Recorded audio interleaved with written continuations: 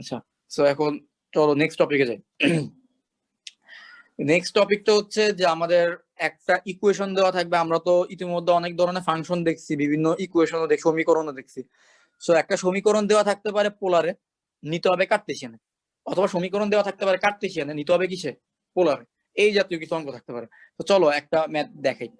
So ধরো একটা equation দেওয়া আছে, এক্স স্কোয়ার যোগ y square is equal to a square. So এইটা আমার ইকুয়েশন। আচ্ছা, এই ইকুয়েশনটা কোন ফরম্যাটে দেওয়া আছে বলো তো? পোলার কার্টেসিয়াতে। কিসের পোলার? পোলার হলে তো আর থিটা থাকতো, আর থিটা নাই তো এখানে। সো কার্টেসিয়াতে দেওয়া আছে, ঠিক আছে। তো কার্টেসিয়াতে দেওয়া আছে। এখন আমাকে বলতেছে যে কনভার্ট ইট ইনটু পোলার। আমাকে পোলারে কনভার্ট করতে হবে। সো পোলারে কনভার্ট করতে হলে আমার টার্গেট কি থাকবে? পোলার ইকুয়েশনে এক্স বলতে কিছু থাকতে পারবে না, ওয়াই বলতে কিছু থাকতে পারবে না। তো তাদেরকে আমার রিপ্লেস করে দিতে হবে। মানে আমরা তো আবার এটা জানি না যে এক্স ইজ ইকুয়াল টু, আচ্ছা আমরা তো এটা জানি না যে x is equal to r cos theta, y is equal to r sine theta, এটা তো জানি। আবার আমরা এটাও তো জানি এক্স স্কোয়ার যোগ y square is equal to r square. আমাদের তো অঙ্ক তো শেষ। এক্স স্কোয়ার যোগ ওয়াই স্কোয়ার, হয় তুমি এক্স এর জায়গায় আর কস থিটা বসাও, ওয়াই এর জায়গায় আর সাইন থিটা বসাও, একই অ্যান্সার আসবে। অথবা তুমি এক্স স্কোয়ার যোগ y square is equal to কি, আর স্কোয়ার বসাও দাও, তাহলে তোমার কি আসবে? Left hand side. তো তাহলে আমাদের ইকুয়েশনটা কি আসবে?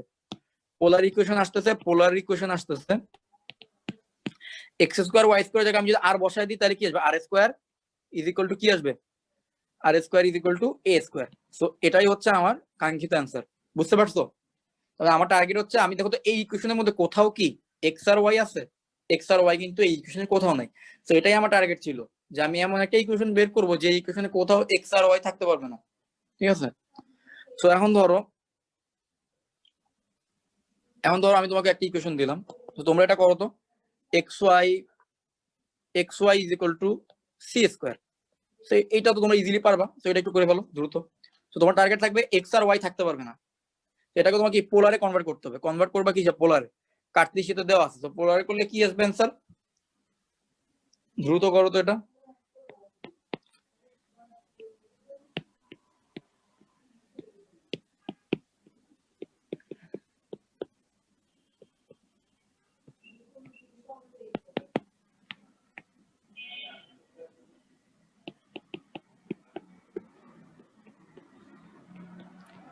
আমার কিন্তু হয়ে গেছে। আমি যদি এই পর্যন্ত রাখি তাও হবে, তাও আমি একটা কাজ করতে পারি, একটা সিম্পলিফিকেশন কিন্তু করতে পারি চাইলে। এটা কাজ করি, এখানে একটা হাফ দেই, এখানে একটা 2 দেই, জোর করে একটা হাফ আনলাম, একটা 2 দিয়ে গুণ দিলাম, কোনো সমস্যা হয় না। তো 2 sin থিটা cos থিটা কি দেখা যায়? sin 2 theta. আর হাফটাকে যদি ওই পাশে পাঠিয়ে দেই, তাহলে কি হয়ে যাবে? পরের লাইনে 2 sin থিটা cos থিটা জায়গায় বসাই দেবো sin 2 থিটা, তাহলে আর স্কোয়ার ইনটু sin 2 থিটা। আর হাফটাকে যদি রাইট হ্যান্ড সাইডে পাঠিয়ে দিই, এটা হয়ে যাবে 2c square. R square into sin 2 theta is equal to 2c square. So এটাই হচ্ছে কি আমার অ্যান্সার। তো দেখো তো, এমন একটা ইকুয়েশন আমি পাইছি যে ইকুয়েশনের মধ্যে এক্স আর ওয়াই নেই, কিন্তু আর থিটা। তার মানে কি, এটাই হচ্ছে আমার পোলার ইকুয়েশন। সো এই ধরনের কনভার্সন কিন্তু থাকতে পারে। সো এখন আমরা দেখবো পোলার থেকে কেমনে কার্টেসিয়ান আসে। পোলার থেকে কার্টেসিয়ান দেখবো। সো চলো দেখি একটা ম্যাথ দেখি।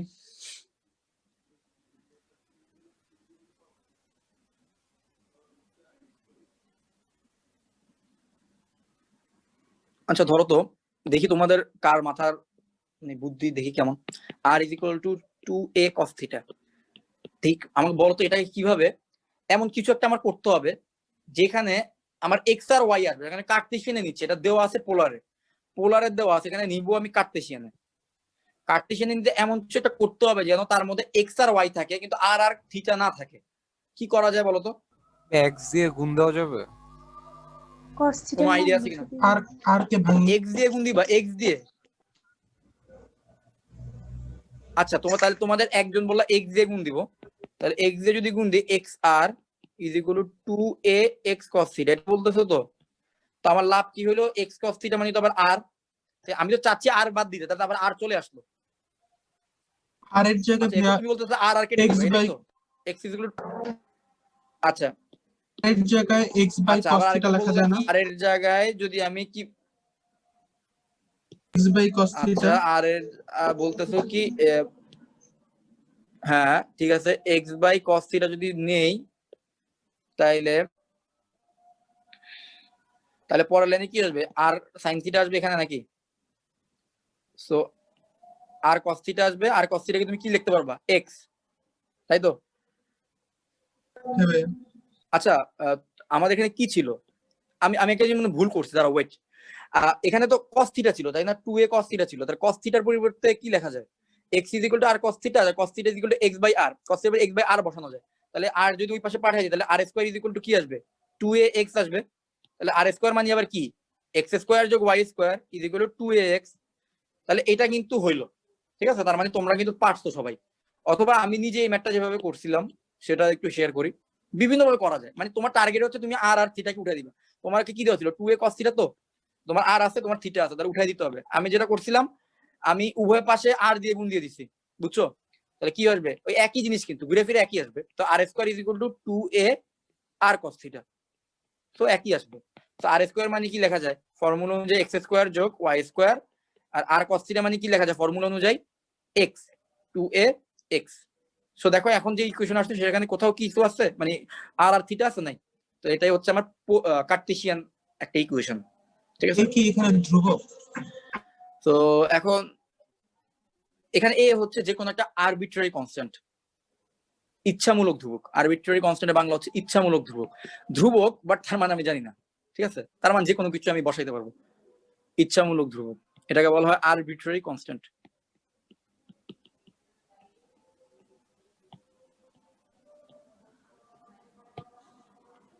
ওকে,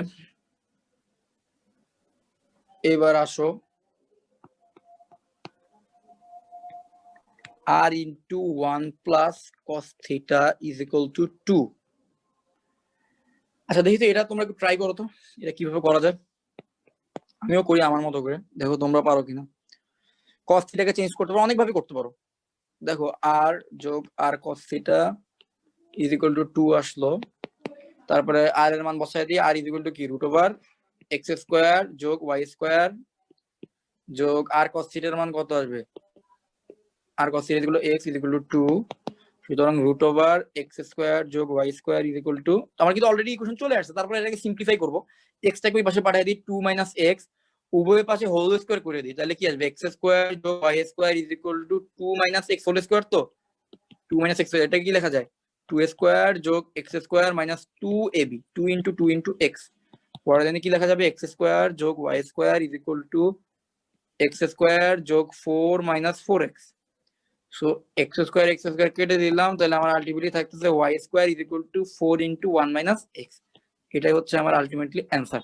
তো দেখো এই ইকুয়েশনে কোথাও কিন্তু আর থিটা নাই, তার মানে আমি যেটা চাচ্ছিলাম সেটা আমি বের করে ফেলতে পারছি, ঠিক আছে। সো গেল আমাদের এই টাইপটাও শেষ। এখন তোমাদের একটা, আচ্ছা বলো তো তোমরা এই ফর্মুলাটা জানো কিনা, ধরো আমাদের কার্টেসিয়ানটা জানো কিনা বলো, কার্টেসিয়ানটা তোমাদের 9 10 এ ছিল, পোলারটা না জানো আর না জানো, কার্টেসিয়ানটা জানার কথা। ধরো আমাদের এইখানে একটা বিন্দু আছে, আবার ধরো এই জায়গায় আমাদের আরেকটা বিন্দু আছে, ঠিক আছে, এই বিন্দুর নাম দিলাম x1 y1, আর এই বিন্দুর নাম দিলাম x2 y2। সো এই দুইটা বিন্দু আছে না, তো তাদের মাঝখানে ডিসটেন্স তো এইটা। এখন বলতো এই তাদের মাঝখানে আসলে ঠিক কতটুকু জায়গা আছে বা ডিসটেন্সটা কতটুকু, এটা বের করার ফর্মুলা তোমরা জানো কিনা, 9 10 এ শিখছিলাম। এটা যদি জানো তাহলে আজকে বাকি ম্যাথগুলো আমরা দ্রুত করতে পারবো, আমাদের মানে খুব বেশি সময় নেই, আর আধা ঘন্টা করতে পারবো। সো বলো তো এই ফর্মুলাটা কি তোমাদের জানা আছে, দুইটা বিন্দু দেওয়া থাকলে তাদের মাঝখানে ডিসটেন্স কি হয়? √x2 - x1 whole square plus y2 - y1 whole square। ওকে, সো এটা আসবে হচ্ছে গিয়ে √ ভুজ কোনটা, দেখো তো এটার ভুজ হচ্ছে x1, এটার ভুজ হচ্ছে x2, সো এই ভুজগুলোর পার্থক্য বিয়োগফল মানে কি x2 - x1 হোল স্কয়ার যোগ y2 - y1 whole square. So এটা করলে তুমি কি পাবা, এই যে কোনো জায়গায় দুইটা বিন্দুর মধ্যে ডিসটেন্স কিন্তু বের করে ফেলতে পারবো, ঠিক আছে। সো এটা হচ্ছে ফর্মুলা। সো আমি ফর্মুলার আজকে প্রমাণটা দেখাইতে পারতেছি না, বাট প্রমাণটা খুব ইজি, তোমরা নিজেরা ট্রাই করতে পারো। আমি একটা হিন্টস দিব নাকি তোমাদেরকে প্রমাণটা, এই যে ফর্মুলাটা কিভাবে আসছে, ঠিক আছে? ফর্মুলা তো মুখস্থ করতে পারবা, প্রমাণটা যদি দেখো।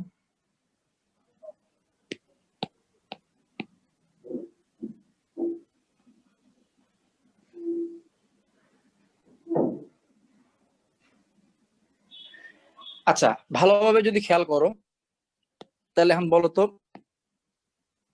ধরো এটাকে নাম দিলাম এ, এটাকে নাম দিলাম বি, এটাকে নাম দিলাম C. Okay, A B C একটা সমকোণী ত্রিভুজ না? দেখো তো, এটা একটা সমকোণী ত্রিভুজ। আচ্ছা, কেউ কি আমাকে বলতে পারবা এই সমকোণী ত্রিভুজের ভূমি কত হবে? ভূমি কত হবে বলতে পারবা? x2 - x1। Very good. কারণ তুমি দেখো এই x2 মানে কি, x2 মানে কিন্তু এইখান থেকে শুরু হইছে একদম এই পয়েন্ট পর্যন্ত, এই ডিসটেন্সটুকু হচ্ছে কিন্তু x2, তাই না? এই পুরোটা হচ্ছে x2। আবার x1 মানে কোনটা দেখো তো, x1 মানে কিন্তু এইখান থেকে শুরু হয়ে এই পর্যন্ত ডিসটেন্স x1।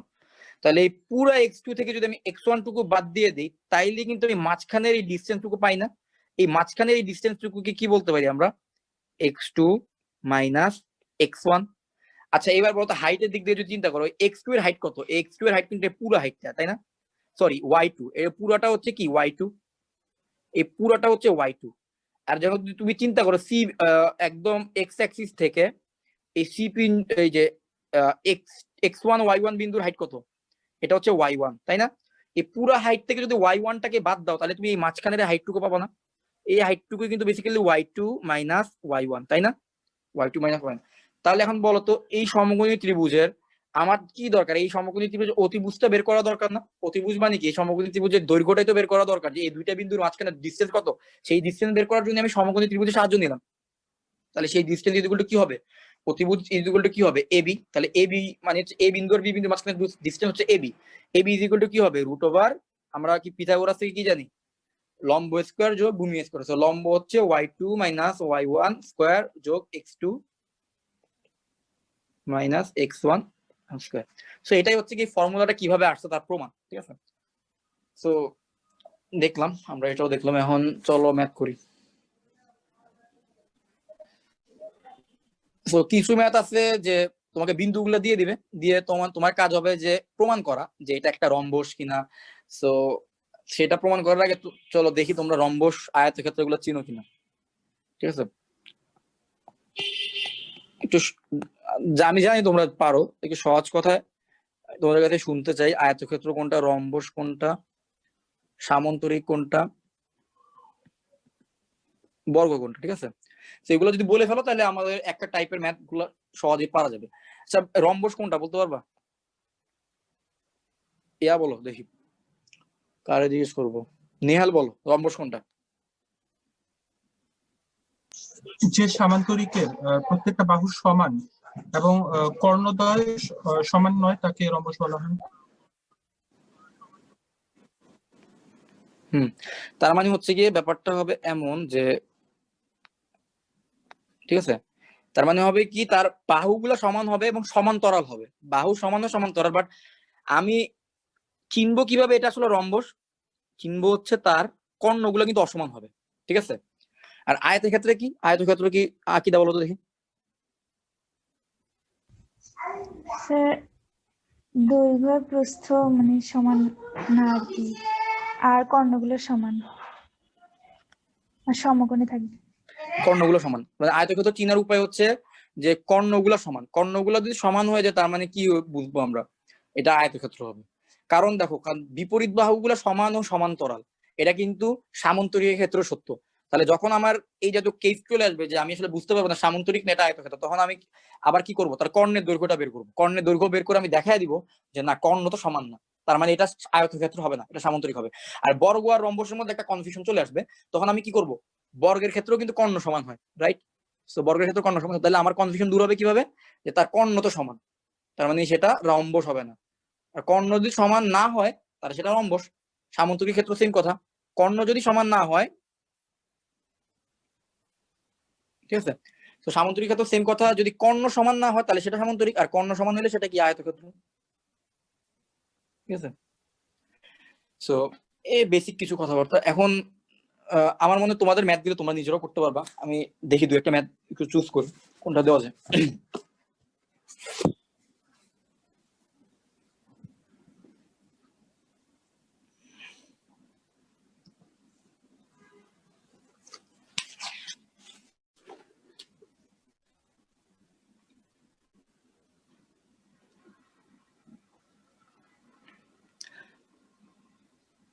আচ্ছা আমি একটা ম্যাথ দিচ্ছি, এটাও দেখো।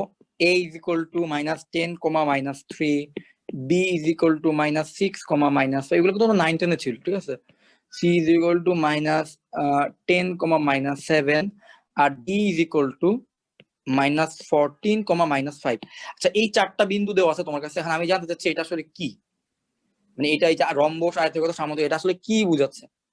তো তোমাদের কাজ কি হবে, এ বি দৈর্ঘ্য বের করা, এ আর বি এর ডিসটেন্স বের করা, বিসি বের করা, ঠিক আছে, সিডি বের করা, আবার এডি বের করা, ঠিক আছে। এই চারটা বাহু দৈর্ঘ্য বের করা, তারপরে তুমি মোটামুটি গেস করতে পারবা যে এটা কি হইতে পারে। তারপরে আবার দরকার হইলে এসি কর্ণ বের করা আর বিডি কর্ণ বের করা, ঠিক আছে। যদি তারপরে যদি ডিসিশন দিতে না পারো তখন এসি কর্ণ আর বিডি কর্ণর সাহায্য নিতে হইতে পারে। সো এই ম্যাথটা তোমরা করো, আমি জাস্ট 4 মিনিট সময় দেবো, 3:56 বাজে 4টার মধ্যে শেষ করতে হবে, কারণ নাহলে আমরা আজকে শেষ করতে পারতেছি না, ওদের সময় নাই তেমন আর।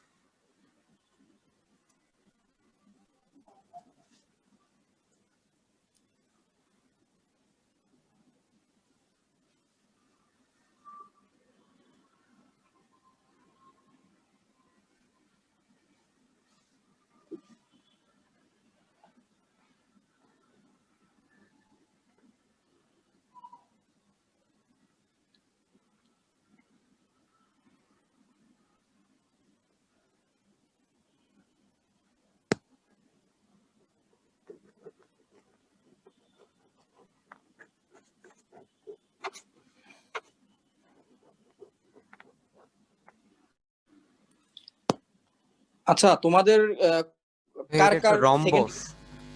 এটা একটা রম্বস, হ্যাঁ এক্স্যাক্টলি এটা একটা রম্বস।